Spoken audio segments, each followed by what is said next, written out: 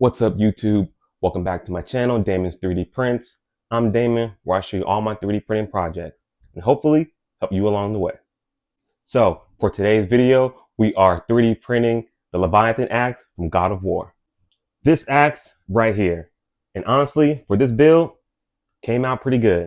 Let me show you how I build the Leviathan Axe and let's get right into it. So I got the files from Thingiverse, and after I put it in my slicing software, I went ahead and 3D printed it on my Century Carbon by Elegoo. For the majority of this axe, I printed it in 10 parts. Overall, majority of the parts came out pretty good. Once I got everything printed, I went ahead and taped up the axe just to see how it looks. And as you can see, it looks pretty good. From there, we started off with our first round of sanding with 80 grit sandpaper. Once I sanded each piece, I went ahead and grabbed my soldering iron and I welded each piece together. This step can be done before or after sanding, but for me, I wind up just doing it after my first round of sanding.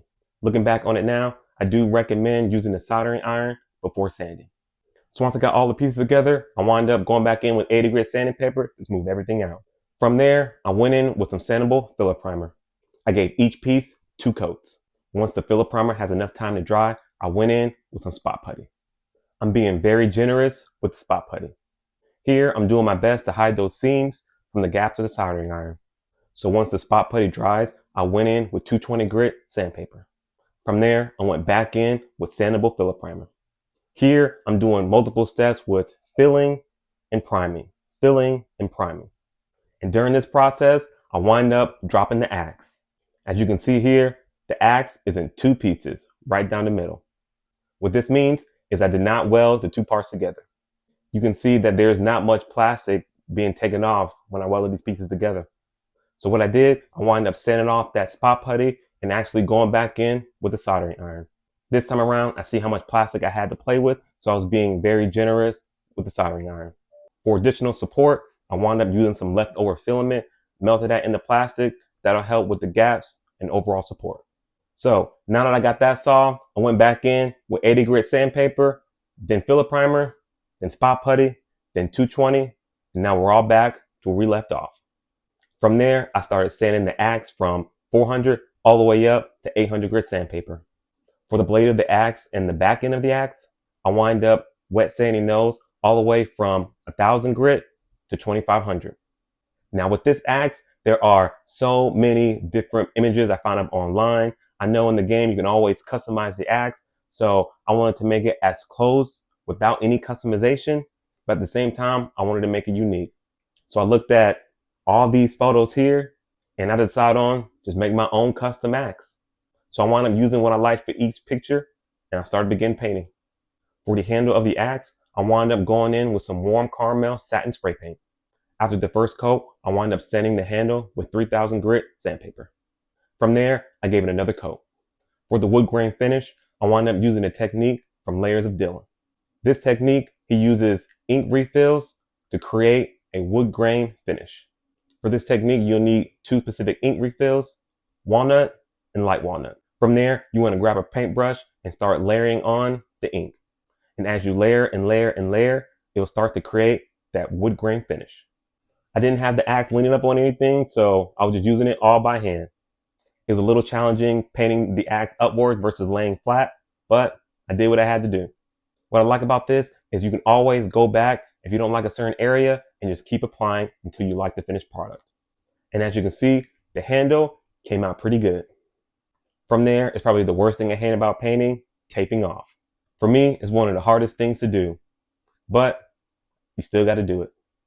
So I taped off the areas for where I don't need to spray paint, and I also use some plastic grocery bags.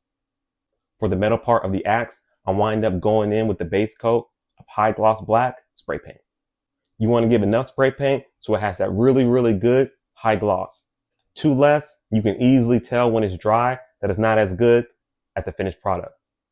You want to make sure it's almost wet looking. Not dripping wet, but wet looking. Once that's dry, I wind up going in with some metallic spray paint. Here, you want to do really light coats. For the blade of the axe and the back of the axe, I wind up using that same black spray paint, 2 coats. Once that's dry, I wind up going in with some satin nickel spray paint. It's not too much of a big difference from metallic spray paint. It's just a little slightly off if you got a good eye. Other than that, it looks exactly the same. I went more heavy on the blade of the axe than I did a light mist along the back end. For the small pieces that go inside the axe, I went in with 220 grit sandpaper, filler primer, 400 grit sandpaper, then it's time for painting. For the rings and the top jewel of the axe, I wound up using a reflective gold spray paint. For the stones that go inside the axe, I wind up using a base coat of semi-gloss white spray paint. From there, I wind up grabbing some acrylic blue paint. So after the paint was dry, I thought about the stones and I did not want all of them to be blue. So for the triangle shaped stones, I wind up just using that satin nickel spray paint. From there, now it's time to create the handle of the axe. I had some old fabric lying around, so I wind up cutting a piece off and using that as the grip of the handle. If you don't have any black fabric, I'm sure a black old t-shirt will work just fine. Something just like this.